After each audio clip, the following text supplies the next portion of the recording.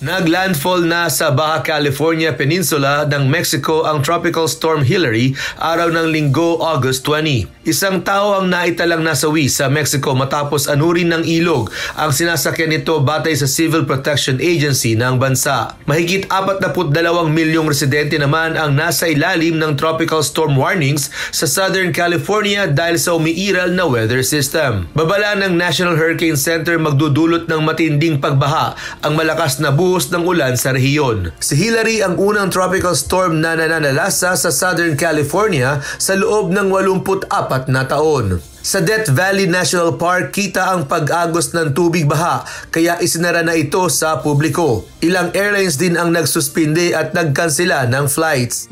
Nagdeklara na si California Governor Gavin Newsom ng state of emergency sa estado. Nararamdaman na ang matitinding buhos ng ulan sa southern regions ng California at Arizona at inaasahang magpapatuloy ang masamang kalagayan ng panahon hanggang araw ng Lunes, August 21 local time. Bunsod dito, ipinag-utos na ang pagsasara ng Los Angeles at San Diego schools na nangangahulugang pagkaantala ng pagbubukas ng panibagong school year.